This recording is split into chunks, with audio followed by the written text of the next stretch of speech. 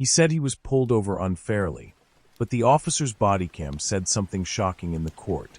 The fluorescent lights of courtroom 3B buzzed with the kind of electric tension that makes your skin crawl, and Marcus Thompson sat rigid in the defendant's chair, his calloused hands gripping the wooden armrest like it was the only thing keeping him from drowning. 3 months ago, he'd been just another face in the crowd, a mechanic from the South Side who fixed cars and minded his own business. Now he was staring down a judge who held his future in her hands, all because of what happened on a rainy Tuesday night that changed everything. The prosecutor, a sharp-dressed woman with eyes like steel, had just finished painting Marcus as another lawbreaker trying to weasel his way out of justice. She'd laid out the charges with clinical precision: resisting arrest, obstruction of justice, and failure to comply with a lawful order. The words hung in the air like smoke, suffocating and heavy. Marcus's public defender, a tired-looking man named Rodriguez who'd been assigned to his case just 2 weeks prior, shuffled through papers with the desperation of someone who knew he was fighting an uphill battle. But then something happened that nobody, not the prosecutor, not the defense attorney, not even Marcus himself, saw coming. Officer Daniel Hayes, a 15-year veteran of the police force with a reputation for being tough but fair, stepped up to the witness stand. His uniform was pressed to perfection, his badge gleaming under the courtroom lights, and his expression was the picture of professional composure.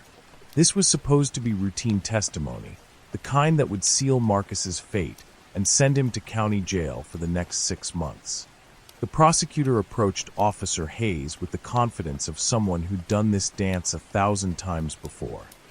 "Officer Hayes, please tell the court what happened on the night of April 15th when you pulled over the defendant." Hayes cleared his throat, his voice carrying the weight of experience. "At approximately 10:47 p.m., I observed a vehicle traveling southbound on Martin Luther King Jr. Boulevard at what appeared to be an excessive rate of speed. The vehicle was a 2008 Honda Civic, license plate number." He paused, glancing at his notes, then continued with the methodical recitation of facts that had become second nature to him. Marcus watched from his seat, his jaw clenched tight. This was the part where his life would be dissected, where the narrative would be twisted into something unrecognizable. He'd told his story to anyone who would listen: his sister, his girlfriend, his co-workers at the garage. But who believes a mechanic from the hood when it's his word against a police officer's? The prosecutor smiled, sensing victory. "And what happened when you initiated the traffic stop?" Hayes straightened in his chair, and for the first time, something flickered across his face. A shadow of uncertainty that lasted only a moment, but was enough to make Marcus's heart skip.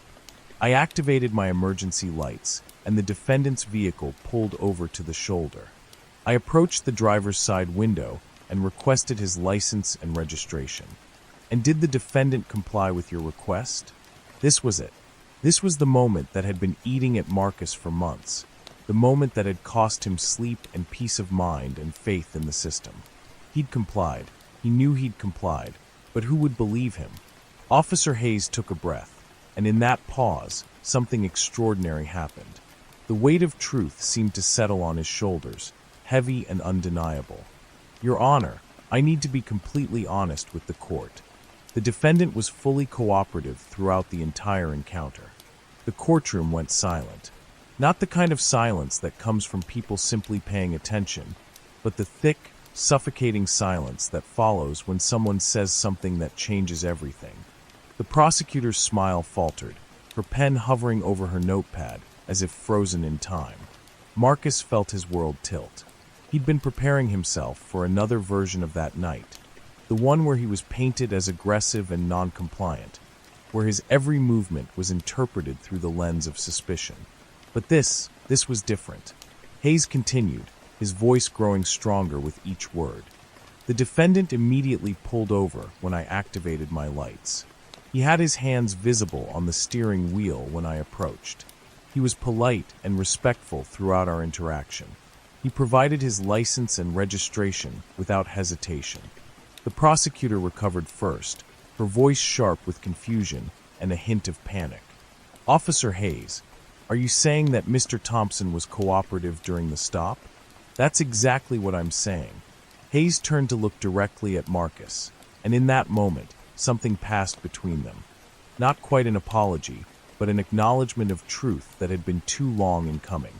More than cooperative, actually. He was concerned about his sick daughter.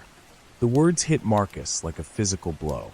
His daughter, Aisha, had been running a fever that night, and he'd been rushing home from the pharmacy with her medication. He'd mentioned it to Officer Hayes during the stop, but he'd assumed it had fallen on deaf ears. Police officers heard sob stories all the time, didn't they? Why would his be any different? His daughter was ill, Hayes continued, his voice carrying a warmth that seemed to surprise everyone in the courtroom, including himself. He explained that he'd been driving to get her medicine and was worried about getting home to her. He showed me the prescription bag, and I could see he was genuinely concerned about his child's well-being. Marcus's throat tightened as the memory came flooding back. Aisha had been so small in her bed, her dark curls damp with sweat, her little body burning with fever. The pharmacy had been closing soon, and he'd been so scared, so desperate to get her the medication she needed. He'd tried to explain this to Officer Hayes that night, but he'd been certain it had been dismissed as just another excuse. The prosecutor was scrambling now, her carefully constructed case crumbling like a house of cards. Officer Hayes, if the defendant was cooperative, then why are we here today? Why was he arrested? Hayes shifted uncomfortably in his chair, and for the first time since taking the stand, he looked vulnerable. That's where I made my mistake, Your Honor. A serious mistake. The judge, who had been listening with growing interest, leaned forward. Please explain, Officer Hayes. I had my body camera recording throughout the encounter, as per department protocol. But when I reviewed the footage later, I realized I had misremembered the sequence of events. The stress of the situation, the rain, the late hour, I genuinely believed at the time that Mr. Thompson had been resistant to my requests. But the video clearly shows that he was nothing but cooperative. Marcus felt tears prick at the corners of his eyes. After months of feeling like the system had failed him, like his truth didn't matter, here was a police officer, the very officer who had arrested him, telling the court that he'd been wrong. I came forward because I couldn't live with myself knowing that an innocent man was being prosecuted for something he didn't do, Hayes continued, his voice thick with emotion. Mr. Thompson is a good man who is just trying to take care of his sick daughter. He doesn't deserve to be here. The prosecutor made one last desperate attempt to salvage her case. Officer Hayes, are you saying that you fabricated the charges against Mr. Thompson? Hayes's response was immediate and firm. I'm saying that I made an error in judgment, and I'm here to correct it. The body camera footage, which I've reviewed multiple times since that night, clearly shows that Mr. Thompson was cooperative, respectful, and posed no threat whatsoever. He was a father worried about his child, nothing more. The defense attorney, Rodriguez, who had been sitting in stunned silence, finally found his voice. Your Honor, I move for immediate dismissal of all charges against my client. But before the judge could respond, Officer Hayes spoke again. Your Honor, if I may, I'd like to add something else. The judge nodded, clearly as captivated by this unexpected turn of events as everyone else in the courtroom. After I realized my mistake, I went to Mr. Thompson's workplace to apologize in person. I wanted to see if there was anything I could do to make this right before it got to this point. That's when I learned more about his situation. Marcus remembered that day vividly. He'd been under the hood of a '98 Camaro when his co-worker Carlos had called out that there was a police officer asking for him. His heart had nearly stopped, certain that more trouble was coming his way. But when he'd seen Officer Hayes standing there in civilian clothes, something in the man's expression had been different. Mr. Thompson works 2 jobs to support his family, Hayes continued.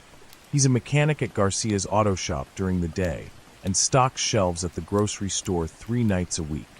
His daughter Aisha has a chronic condition that requires expensive medication, and he's been struggling to keep up with the medical bills.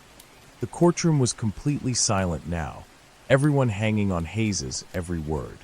Marcus could feel his sister's hand squeeze his shoulder from the gallery behind him, could hear her soft sobs as the truth of their family's struggle was laid bare.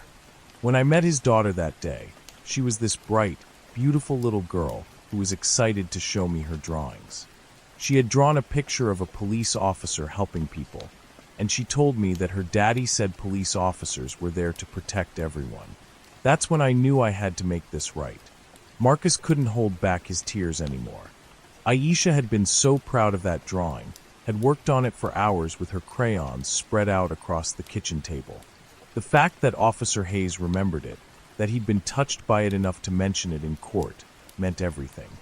I realized that night that I had let my own biases and assumptions cloud my judgment, Hayes said, his voice breaking slightly. I saw a young black man driving through a certain neighborhood, and I made assumptions about his intentions. I was wrong, and I'm sorry. The apology hung in the air like a prayer, raw and honest and completely unexpected. Marcus had dreamed of hearing those words, but he'd never imagined they would come like this, in front of a judge and a courtroom full of strangers. The prosecutor sat down heavily, her case in ruins. There was nothing left to argue, no way to spin this narrative in her favor. The truth was out, stark and undeniable. Judge Martinez, who had been presiding over cases for 23 years, had seen her share of dramatic moments, but this was different. This was a moment of genuine redemption, of a man choosing to do the right thing even when it cost him something. "Officer Hayes," she said, her voice gentle, "what you've done today takes tremendous courage. It's not easy to admit when we've made mistakes, especially in a public forum like this." Hayes nodded, his eyes bright with unshed tears. "Your Honor, I became a police officer to serve and protect my community. I failed in that duty when I let my assumptions override my training and my conscience.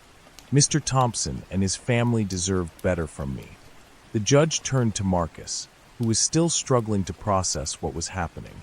"Mr. Thompson, I want you to know that the court recognizes the injustice you've suffered. All charges against you are hereby dismissed." The words should have brought relief, should have felt like victory, but Marcus was too overwhelmed to feel anything but gratitude.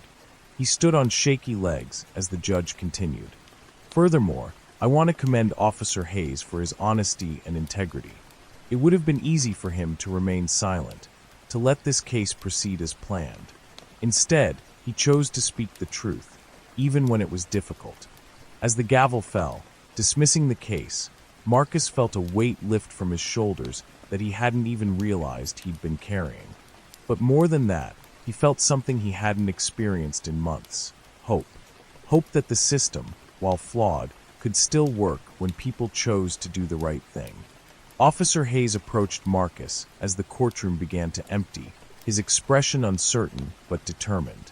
"Mr. Thompson, I know an apology can't undo what I put you and your family through, but I want you to know how truly sorry I am." Marcus looked at the man who had arrested him, who had turned his life upside down for 3 months, and saw not an enemy, but a human being who had made a mistake and was trying to make it right. "Officer Hayes, what you did today, that took real courage. Thank you." They shook hands, and in that moment, something beautiful happened. 2 men from different worlds, different backgrounds, different experiences, found common ground in the simple act of choosing truth over convenience, justice over pride. As Marcus walked out of the courthouse with his sister and his girlfriend, his phone buzzed with a text from his neighbor who had been watching Aisha. "She's asking when Daddy is coming home. I told her soon." He smiled, typing back quickly. "Tell her Daddy's coming home now, and he's bringing good news." Outside, the sun was shining for the first time in what felt like forever, and Marcus Thompson, mechanic, father, and now vindicated man, walked toward his car with his head held high. Behind him, Officer Hayes stood at the courthouse steps, watching him go, and for the first time in months, both men felt like they could breathe again. The story would make the local news that evening, a rare bright spot in a world that often seemed filled with darkness. But for Marcus, the real victory wasn't the dismissal of charges or the vindication of his character. It was the knowledge that sometimes, just sometimes, people choose to do the right thing, even when it's hard. And in a world that often felt broken, that was everything.